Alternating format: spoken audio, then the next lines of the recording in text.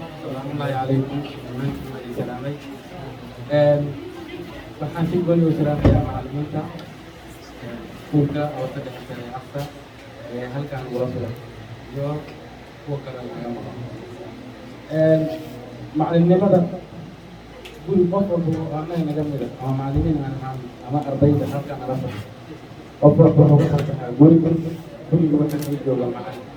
macallinkaas waa labada waalid gaar ahaan hooyada waana macallinka koowaad uu qof walba uu waxaan leenahay marka hooyooyinkiisana allaha u naxariisto inta xanuunsan allaha caafiyo inta kalena allaha cimri dheer caafimaad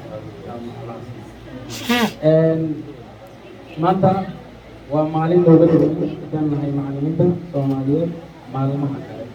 subaxdan waa subax looga duwan ama looga qaalisan هذا الوضع معلمين تدوركيسا معلم كدور إنه ليه إنه دور شرطان ليه هاي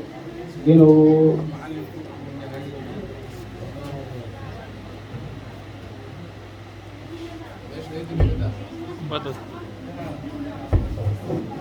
إنه معلم فيه هاي من نحو الغابة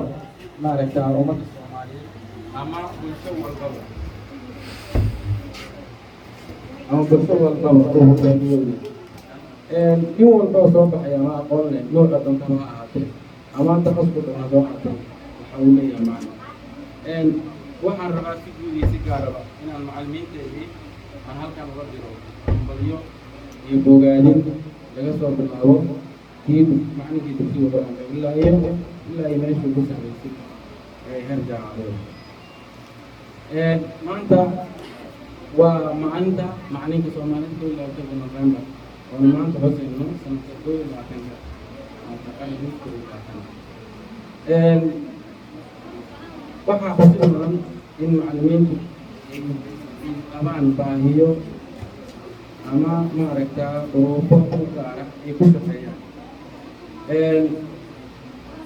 ما دام الواحد يقول أو الواحد يقول يقال دونا صدق معلمين waxyaalahay u baahnaan lahaayeen hadday tahay tababaradii aqoonta kor lagu qaadayay iyo kii tababaradii gaargaarka iyo wadooyinka basayro inay meesha ay ka sii baxayaan ama aysaydini sidaas si lamida macallimiinta gunooyinka ay qaadanayeen iyaguna inay macallimiintii gunooyinkii guno u qalanta ama saacado uga jiro macallin inuu